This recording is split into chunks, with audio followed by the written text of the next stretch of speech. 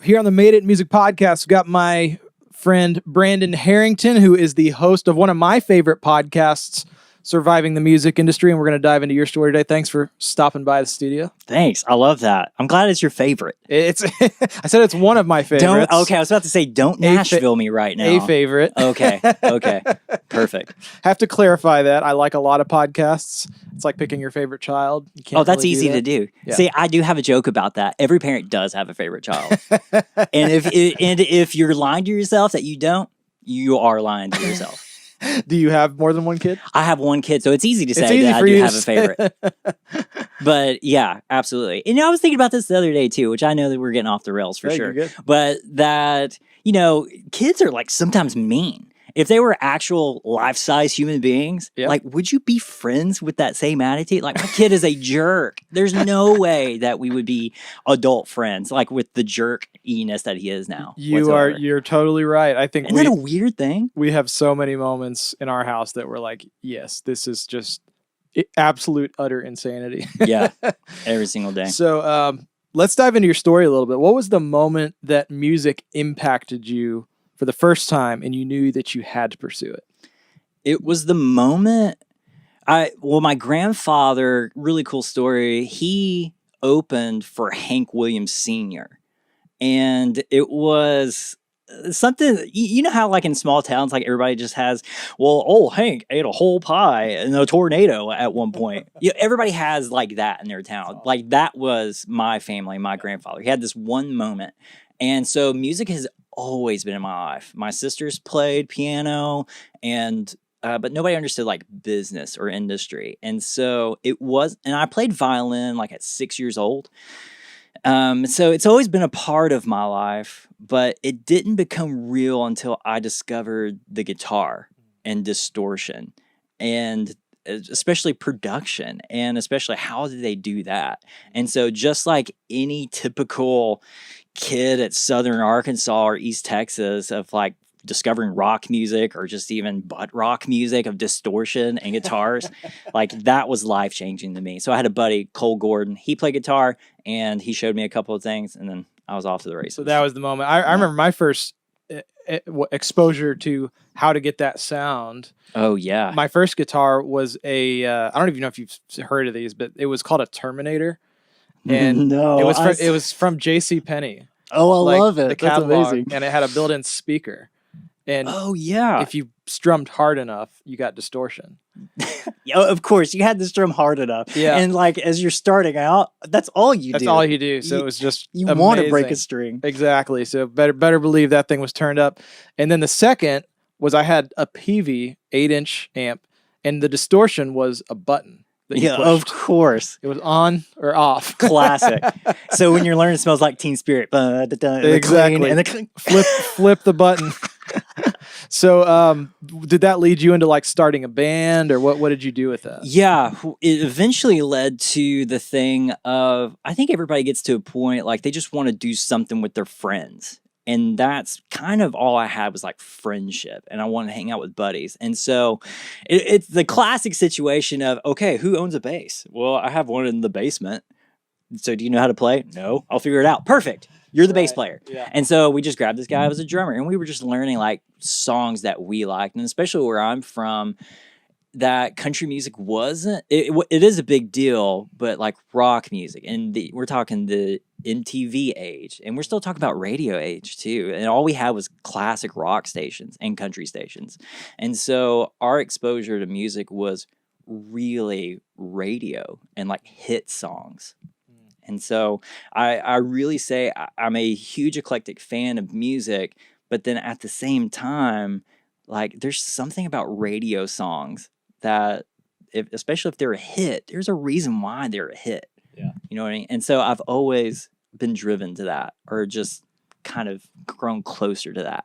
So did that like, I mean, what was the path that you took with that? Did it like take you, like, did you go to college? How did you sort of navigate your journey through trying to figure out what your place was? Yeah, so eventually, like those group of buddies, just like any other band situation, they just didn't keep their commitments. And so I was just solely like, I just want to play in a band. There's something burning inside me, and it's not heartburn of like who is doing this. And there was a local Christian music band. I didn't care what genre it was, and so they invited me to come hang out with them and play.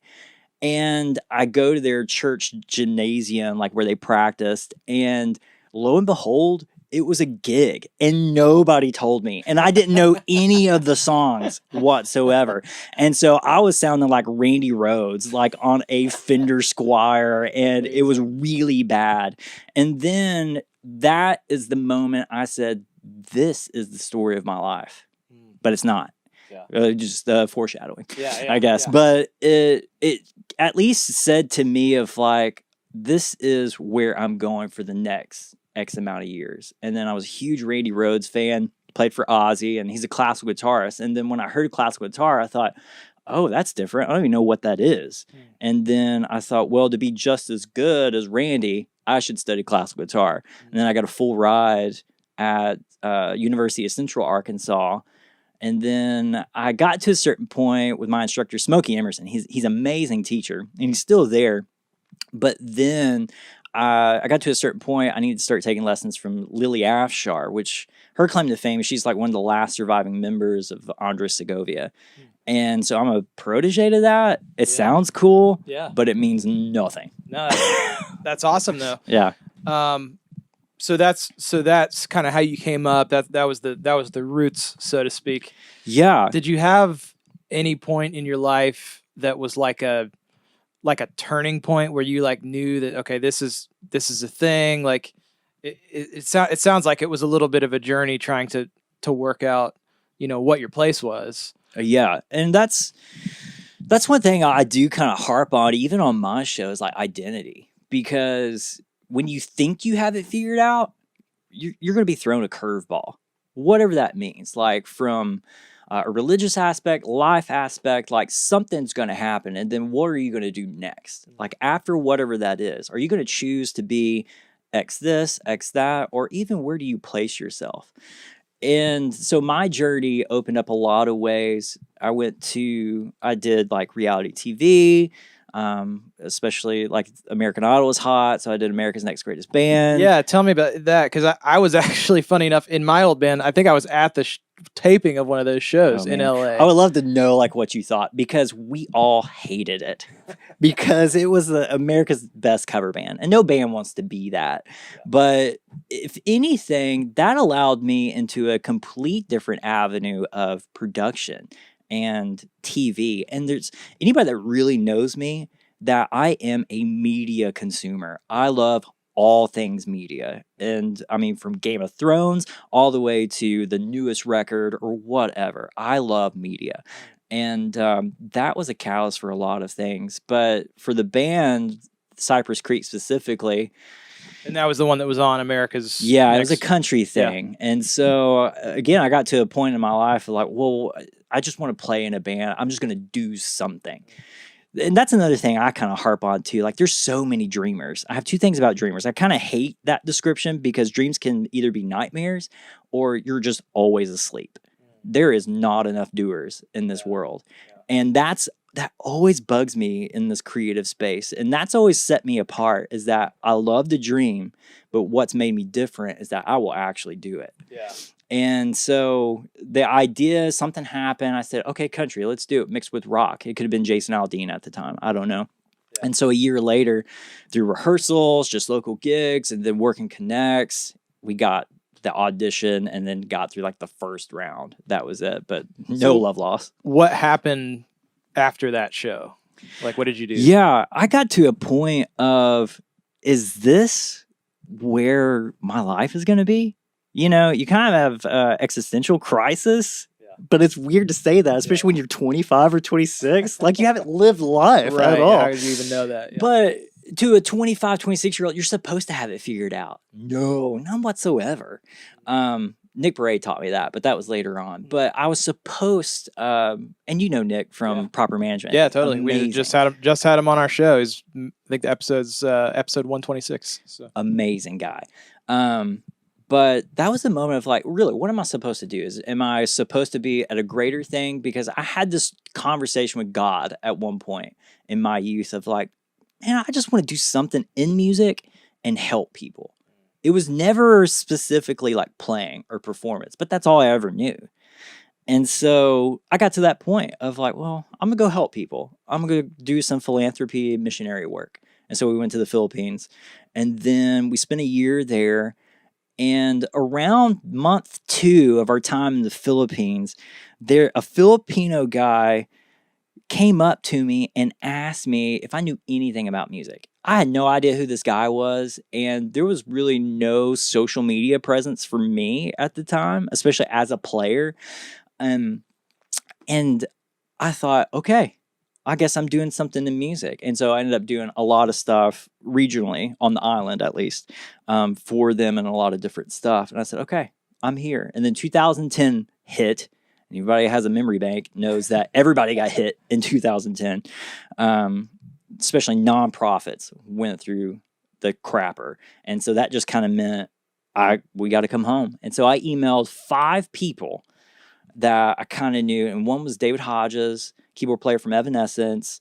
Tom Himby is a legendary Nashville session cat. Another guy from Evanescence, Chris Allen, he's from Arkansas. And we had a really good relationship because we went to the same college, and we always thought, let's do something. He's an American Idol winner, season 8, I think. And I said, guys, you guys know what I can do as of right now. And this is maybe where I want to go. Where should I go? Because in my head, I always thought LA is going to be the situation. Like, that's my scene, my vibe. And I remember David saying that if you want to eat and you want to work, go to Nashville. And he was living in LA at the time. And I just lost 100 pounds. And I was just like, well, do I have to? I don't have to eat that much anymore. And so I met Tom Himby, and I got a job at Target. That was like the thing that at least helped pay the bills, because we had no money. Like, literally, and this is something you have to realize, like in music too, especially community or even geographically speaking. I really feel like if you move to a different place or just even community, it's like starting all over, unless you have credibility or you know somebody there. Sure. And I only knew like a handful of people in Nashville. So I literally had to start all over. Everything I built from reality TV, everything. So I got a job at Target and unloading the truck at 4 a.m. So I lived in Brentwood, Bellevue to drive to Brentwood Target, which is 10 miles. So I rode a bike because we only had one car. We were missionaries and a musician. No money. You're not loaded, bro. And so I did that until working connects to work at a music job, teaching music. And I thought, yeah, this is going to be it. This is at least the catalyst to start networking, talking to people and getting to know people. Because I knew, and I had the foresight that I at least need to be in a place where there is creativity and that people are basically doing the same thing that I want to do. But I knew also the most important thing is to make friends, not connections. Because I learned that the hard way. Yeah, that's well said. Can you define the difference? Man, like when I first moved to town, I had no idea what network meant until somebody said it's a poisonous word. And then, the more I started really thinking about it, and especially correlating that to connections, that's exactly what it is. Like, to find somebody to use them to elevate yourself, and I burned so many bridges before moving to Nashville. And it's a learning process. Like, everything you do in music or even in life in general, it's a learning process of what to do and what not to do. Yeah. So I learned pretty quick, make friends, not war. Yeah. You know what I mean? Yeah, totally. And so to me, that's the difference. It's not to use that person to elevate yourself, but it is surprising. The opposite. And it's kind of a biblical standpoint too. Yeah, totally. If you elevate them, right, how much that really elevates you, but that cannot be your purpose. Right. It's got to come from an organic, original place. Well, it's like the old Zig Ziglar adage. Like, and I actually do believe in this, and I think it's biblical. But yeah, if you can get anything you want in life if you help enough other people get what they want. Yeah, 110%. And so, especially like if you're new in the town, and especially that's kind of the catalyst for surviving the music industry, because I knew some people, and the other people that are kind of working behind the scenes, we all kind of knew people, but we just didn't know how to do things. And what we found and what we thought was interesting were people's stories of basically the same thing. And they just, and everybody's, and you know this too, everybody's story is so unique to them. And the entertaining aspect of, I'm trying to think of like Brent Mason, for example, being discovered by Chet Atkins. Yeah. Like he was playing at a club with chicken wire and people throwing beer bottles, the whole Blues Brothers thing. And Chet Atkins saw something in Brent Mason and then brought more people to the next show. And then Brent Mason became the most recorded guitar player in the 90s. Yeah. And that's what I found of surviving the music industry of, anybody else that talks to Brent Mason would be like, or Brent Mason would say, I moved to town and then I became the most recorded guitar player. Yeah. What? Right. not exactly that simple. No, none whatsoever. And that's what we realize with surviving the music industry. And I value the most is that people pour their heart into their stories. And it's one-on-one. We're the only two people in the room every single time. I've had people cry. I've had people had like panic attacks of like reliving certain situations. But they're happy to go there because the thing about surviving the music industry, they feel like they're still surviving. Like no matter who I talk to, that, put X songwriter in your head, like Josh Osborne, for example. Like I loved your episode with him. It was one of my favorites. He went through like 2 or 3 bankruptcies. Yeah. And went in a dark place. Shane McAnally was the same way. Yeah. He went in a very dark place. And people just need to know that, especially if you're the new kid in town, you're not alone. Yeah. Like, no matter your struggle, no matter, if you're dealing with alcoholism, you're dealing with whatever ism you can think of. Yeah. Like, these people that you hold to high esteem, they're exactly like you. And if they can do it, you can freaking do it too. Yeah, that's awesome, man. I love that. So it sounds like that was the impetus, and you sort of said it in the beginning of the conversation. What you always wanted to do was you wanted to do something with music and you wanted to help people. So was that the impetus for starting the podcast? Yeah, pretty much. It was a point of, I'm always trying to think, what can I do different? Always. I am always on that forethought of, what is everybody else doing? And then how can I set myself apart? Because again, I'm from a town called Ignorant Hill where there's more cows than people. Okay. Yep. And I was the kid with blue hair and spikes and wanted to be a member of Mudvayne. I always wanted to set myself apart and be different for a specific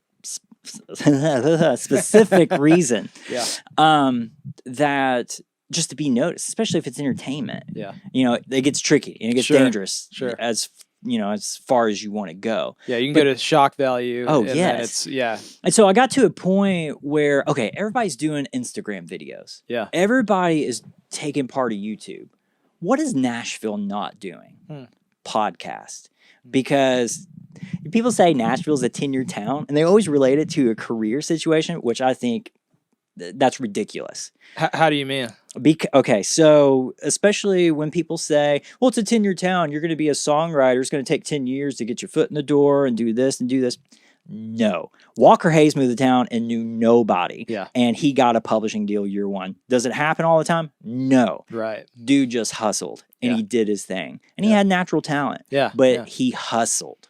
And it's the same for other people too. You have to do it, not just dream it. Yeah. Yeah. And so, what was my point?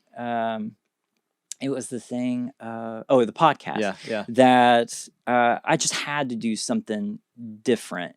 And podcasts were a new thing, even though podcasts have been around in LA for the past 8 years, probably at that point. Right, or NPR, exactly. For forever, yeah. And I thought, nobody's doing podcasts. And I discovered like Mark Maron and a bunch of different people that were just really killing it.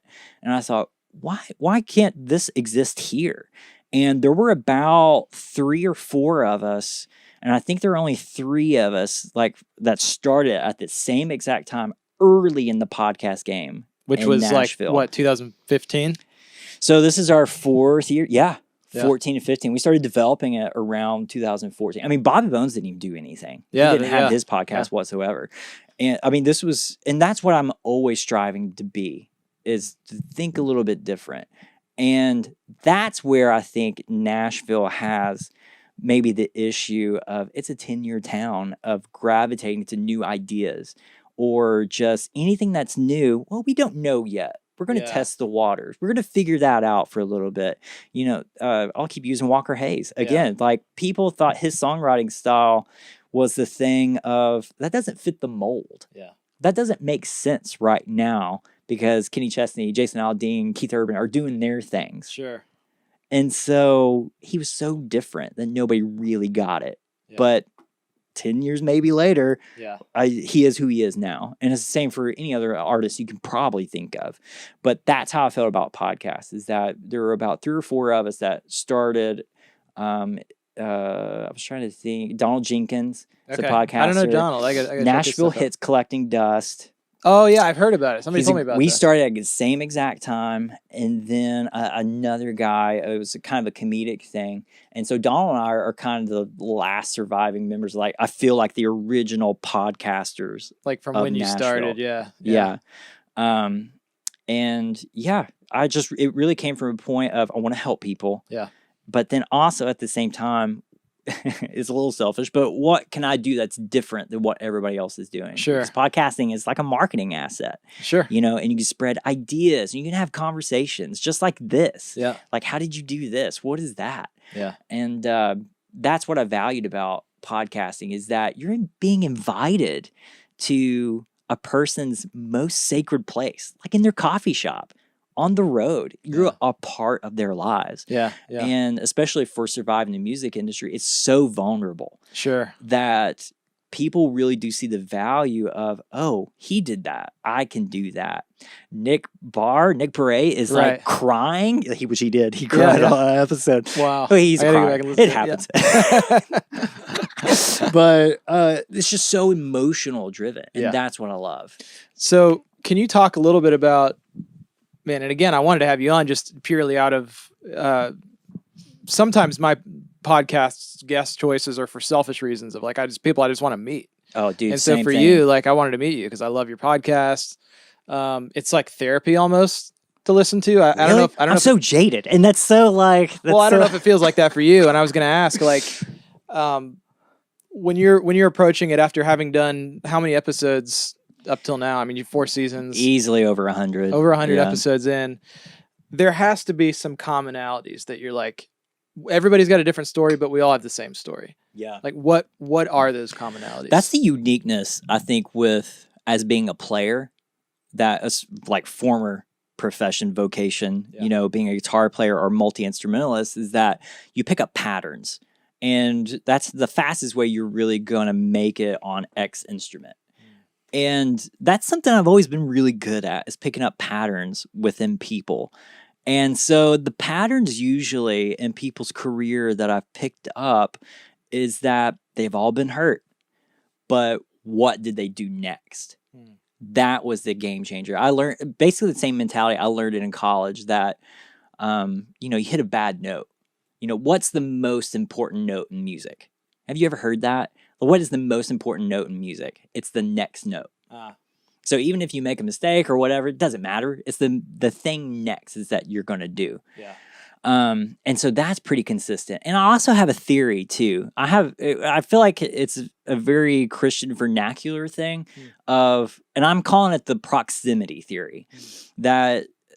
And I really want to do an experiment one day. I really want to take a really bad songwriter. I'm talking like Smelly Cat's version, okay? And I want to put them in an environment of proximity of Shane McAnally, Natalie Hemby, Josh Osborne, and see what happens within a year. If the quality bar just exactly raises. Just by living in proximity, or being around your tribe, being around a clan, being around people that elevate you, really, how far can that take you? Yeah. And the opposing force is that you take a really good songwriter, but you keep them closed off. You isolate. You isolate them. Yes. What's going to happen in that career? And I really, truly believe, especially with the guests that I've seen, they've been around good, great, amazing people in personality, in life, but also musicality. Yeah. Yeah. You know, so those are the couple of patterns that I've picked up. And with those, it's like how do they? You talked about. I love that analogy. It's like, what's the most important note in music? The next note.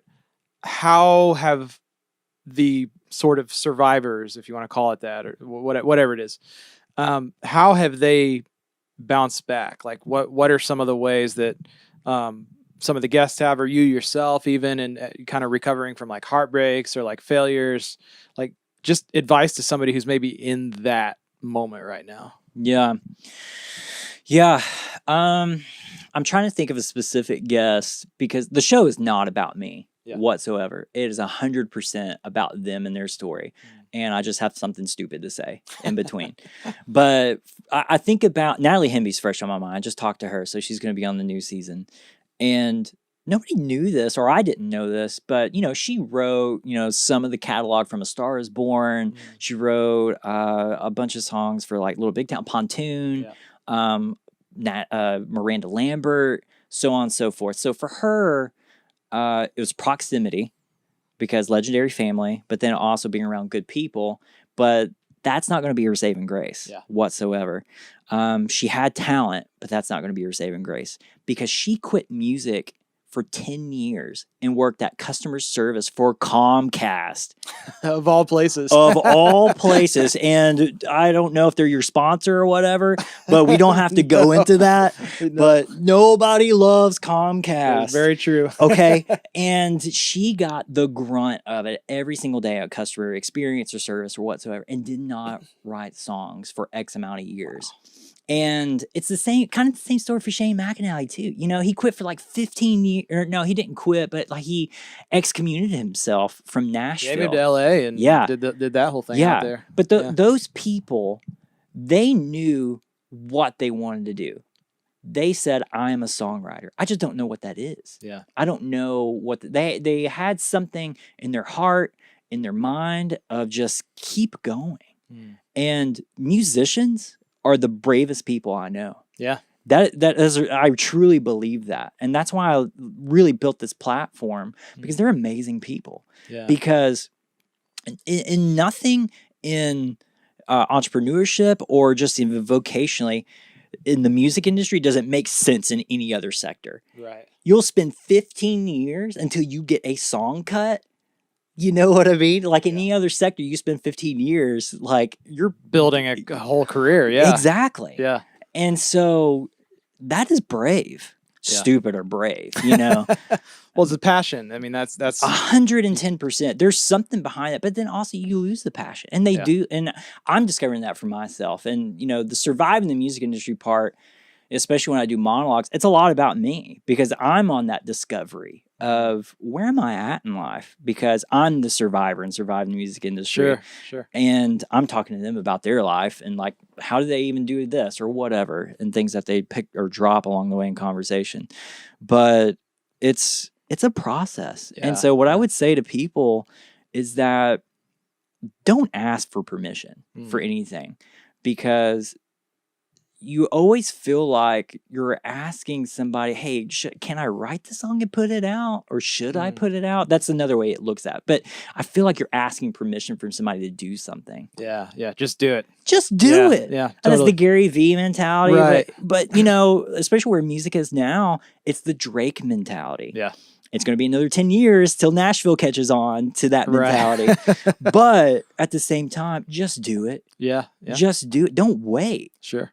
That's good. So in all of these conversations that you've been able to have, and just people that you've been able to meet through the show, which, I mean, that's the other thing. It's just such a great platform for connecting with people. And dude, I had no and idea I would meet these people. Yeah. That's the crazy. And, even being in music, I am still such a fan at heart. And I get so nervous in front of legends. Like, I had talked to Jeff Hanna from Nitty Gritty Dirt Band, and he was part of the Southern California movement of the 60s and 70s. So was that like a starstruck moment for you? Or? A little bit, just because I'm just a huge music history fan. Sure. And just the movement itself was just kind of like, what? And then like Stella Parton being almost like the precursor of Loretta Lynn of like, Loretta Lynn may not have had the pill unless Stella Parton wrote Ode to Olivia, because everybody hated Olivia Newton-John winning Country Music Artist of the Year because she's this pop artist. Country, yeah. Yes, and she was just like, she's just as country as me. And we're talking about a Parton. Yeah, you know what I mean? Exactly. The country of country. Yeah. And so these people that bring up these tidbits of music history, something that should be captured. And yeah, I still get nervous to this day. Yeah.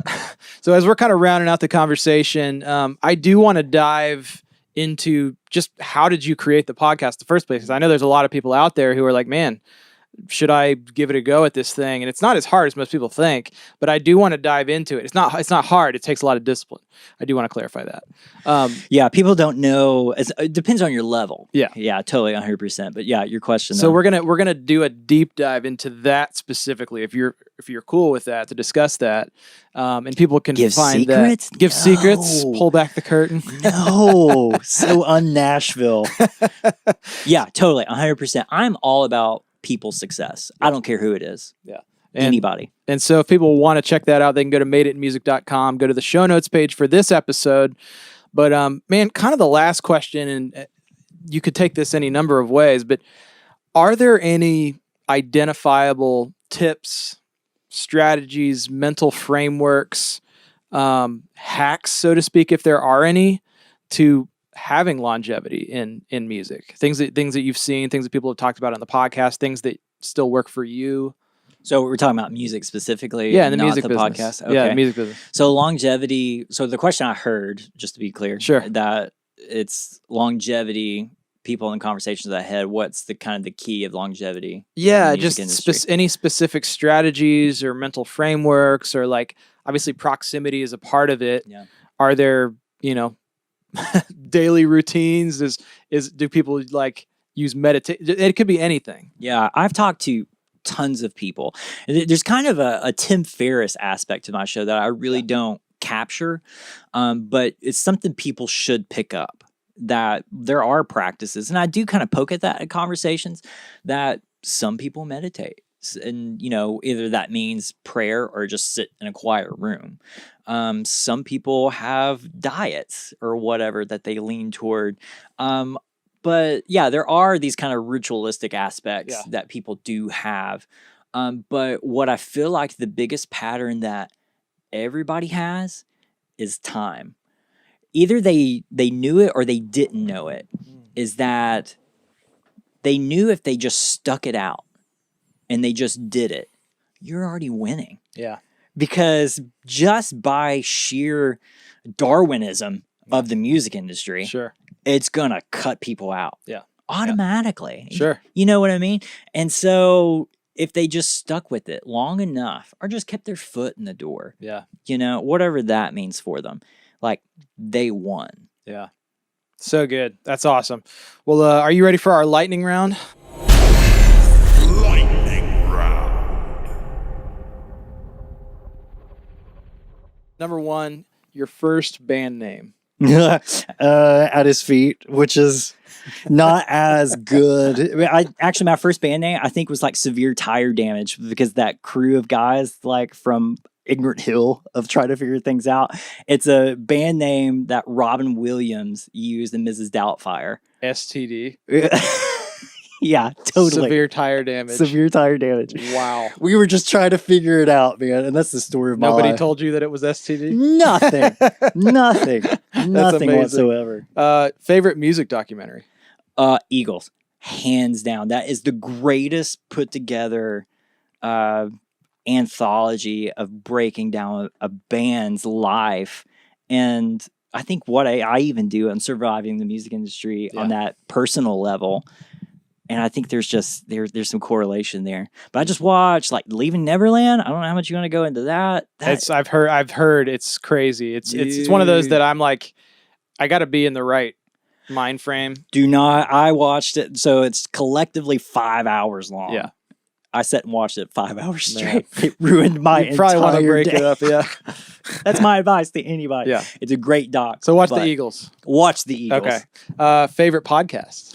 I had to go to my first original love. It's Mark Maron. Okay. Yeah, WTF. Because Great. I really feel like he's not the father of podcasting, but he is the person that solidified that this is a medium that should be respected. Yeah. And it works. And it was the President Obama episode. Yeah, totally. That told the world that this is a medium that's staying. It's the fastest growing medium since the television. Yeah, it's insane. So, yeah, Mark Maron, first love. Awesome. Number 4, most embarrassing stage moment. Dude, I have in your so life. no. See, I have so many that's not even funny because my life is a walking Larry David Curb Your Enthusiasm moment. I was playing. Here's one that just comes to mind, but I have like 20 others. That it was playing in a rock band in like a stadium situation. And I had this like guitar that was like jagged and weird shape and headbanging. You move around. And I was just going way too hard. And the guitar hit me in the face on my eye. And I remember thinking that, oh, that kind of hurt. I'm going to walk this way and kind of check on things. And all I remember seeing is looking at the drummer, and he's just kind of going, like, I feel like it's all mute. And he's just going like this, and like members start looking, and I feel like my side of the stage is kind of like just dead quiet. Oh my god! And dude, blood was just pouring down out of my eye. Oh. and then I just turned and looked at the audience, and I don't know, I kind of felt like a figure skater moment in that moment. I just went.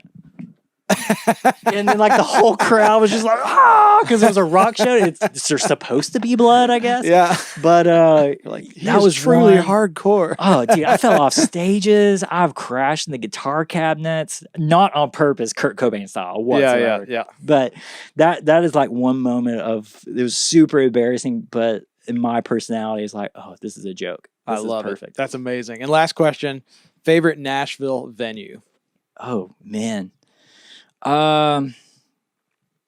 People kind of hate on 12th and Porter a lot because of the size and just loudness, but there's something like grimy about it I like, if that makes any sense. Because I'm a rocker at heart. Yeah. Exit in too. See, it's that grimy aspect because I'm all about the dirt. Yeah. And the filth of things. I don't know what that is about me. Yeah. I don't understand that, but that's always been a pattern in my life. Yeah, I love it, man. Yeah. That's awesome. Well, thank you so much for being on the show. How can people listen to your show, connect with you, socials, website, all of that good stuff? Yeah, I told you can go to smipodcast.com for everything. And of course, we're on every streaming platform you can probably think of, surviving the music industry, and all the socials. Got to do the grams and the books, right? So at SMI Podcast. At SMI Podcast. And any tips or things you want to give away about the upcoming season? Man, it's fun. Like I feel like I'm catching like a lot of like legends, and I'm doing a lot more talks this year too. And so like anywhere from like Joe Diffie, the Stella Parton, the Jeff Hanna, but still capturing like Natalie Hemby and like the Luke Dix of the world. And so a lot of artists, a lot of songwriters, doing some managers. So yeah. I love it. Well, we're going to do a deep dive on how you created that podcast. So again, people can find that at madeitmusic.com. Go to the show notes page. But Brandon, thank you so much for taking the time to do this. This is just an absolute blast for me. I hated it. It was the worst. It was the worst time ever. That's why I got to wear these. You do. It's you not to be can't even vain. look at me. I just can't let you see my eyes to tell you the truth. You're sleeping. Yeah. Done. That's awesome. Well, thanks, man. Yeah, thanks. Hey, what's up? Thanks for hanging out on this YouTube video with us. In case you didn't know, this is from the Made It in Music podcast, Season 2. We have a ton of awesome guests that come on the show, all music business professionals, to share their knowledge and experience with you. So if you want to subscribe to not miss any future episodes, hit that subscribe button on YouTube and you'll be notified about all of them. And in case you didn't know, we do a deep dive for every episode where we go really in depth on a certain topic from each podcast episode. So sign up right here to get free unlimited access to all of those deep dives from our podcast. And if you want to watch another Made It in Music podcast video, click here.